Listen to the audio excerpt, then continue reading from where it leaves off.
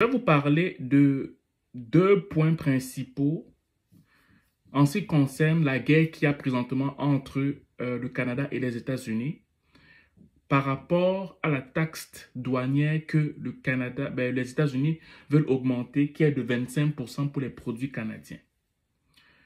Et j'en parle pourquoi? Parce que si vous vous rappelez, je vous parlais de la crise financière qui devait arriver. Je vous disais que 2025 va être une année qui va être difficile sur le plan financier. Je vous disais que 2025 va être quasiment la disparition de la classe moyenne. Je vous disais que 2025, si tu n'es pas prêt, si tu ne développes pas une seconde source de revenus, tu vas crever comme un rat. Et que beaucoup vont avoir des pertes d'emploi, si vous vous souvenez bien. Nous sommes aujourd'hui le 1er et officiellement, Donald Trump vient de signer, la taxe douanière il va dire contre le Canada et les États-Unis pour tous les produits qui vont entrer aux États-Unis et au Canada. Donc, en tant que nous, propres personnes, là, quand on parle de nous, citoyens, c'est quel impact qu'on va avoir dans notre vie de tous les jours. Moi, j'ai pris ça en 4 points. Et vous n'allez même pas être surpris de ces points-là. Pourquoi? Parce que on commence déjà à les voir dans la société, dans la vie de tous les jours. Le premier point, c'est l'augmentation des prix. Ça, on le savait déjà.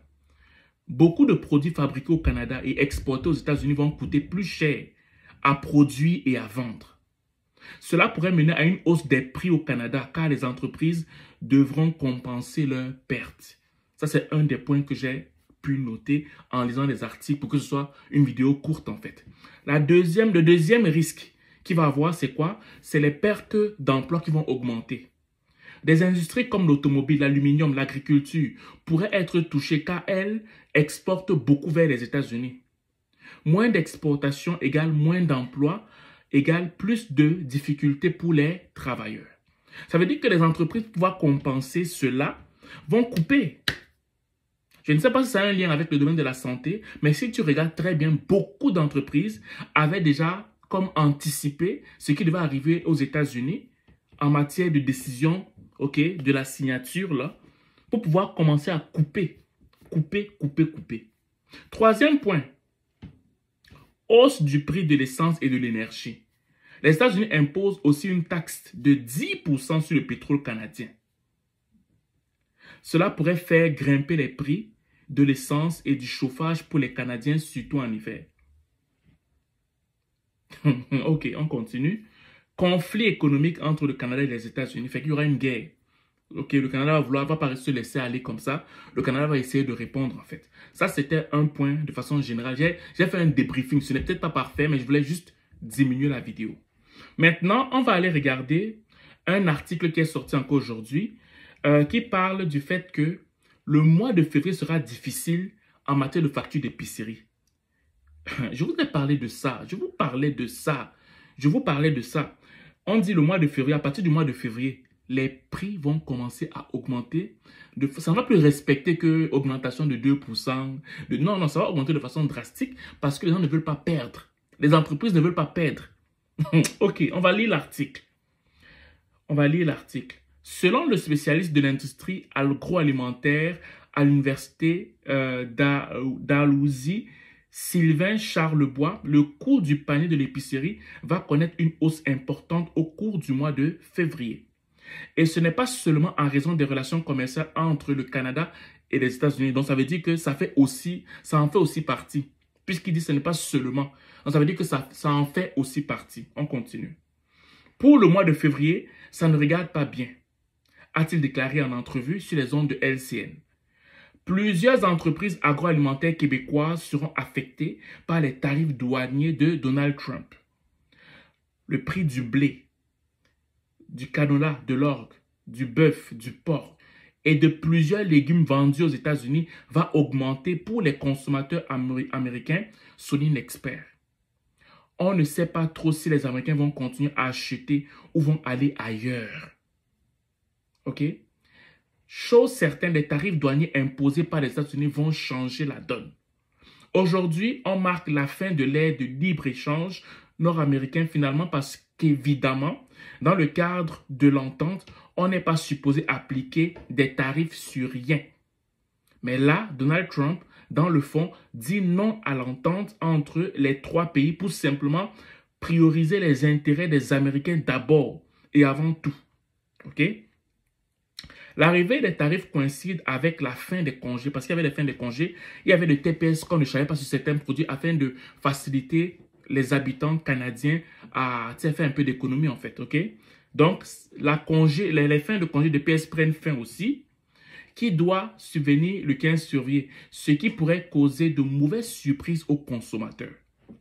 On soupçonne que peut-être il y a des détaillants, des restaurateurs qui ont augmenté les prix à l'insu des consommateurs parce qu'on ne réalise pas que les prix augmentent quand on ne paye pas les taxes.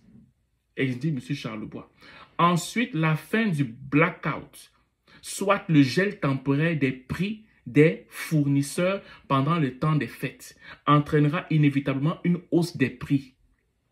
Du mois de novembre au mois de février, les fournisseurs des épiceries n'ont pas le droit d'augmenter les prix. Ça veut dire que maintenant, après le mois de février, qu'est-ce qu'ils vont faire? Ils vont augmenter les prix. Mais à partir du 1er février, aujourd'hui, on peut augmenter les prix. Ce n'est pas moi qui dis. Voilà. Et historiquement, le mois de février est le mois le plus volatile en termes de prix alimentaires à l'épicerie. Finalement, si le Canada riposte aux États-Unis en imposant à son tour des tarifs douaniers sur les produits américains, plusieurs aliments coûteront plus cher dans les épiceries québécoises et canadiennes. La chute actuelle du dollar canadien a également un impact sur le coût du panier de l'épicerie. Il y a beaucoup de problèmes qui vont affecter les prix à long terme. Je vais vous parler de ça. Je vais vous parler de ça pour ce qui est du printemps et de l'été. Écoutez, mes frères. Écoutez, que tu sois noir, blanc, jaune, vert, j'en ai rien à foutre de ça. Tu ne peux plus t'amuser avec juste un salaire. Tu ne peux plus. C'est un privilège que tu n'as plus. Un salaire ne suffit plus.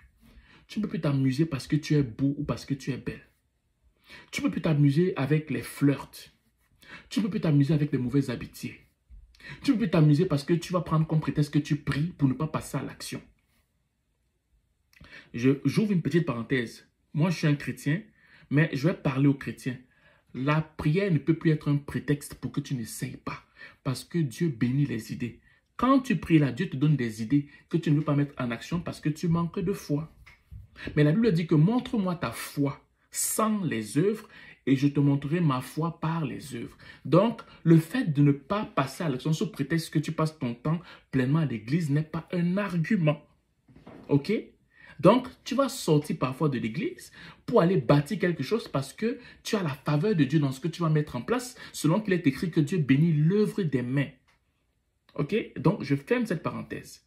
Donc, à toutes les personnes qui aimeraient développer une seconde source de revenus, je vous suggère encore une opportunité d'affaires que je peux vous montrer. Une présentation Zoom, ça te plaît tant, mais ça ne te plaît pas, c'est pas grave. Mais avec cette opportunité d'affaires que je te propose ou pas, tu dois quand même trouver une seconde source de revenus.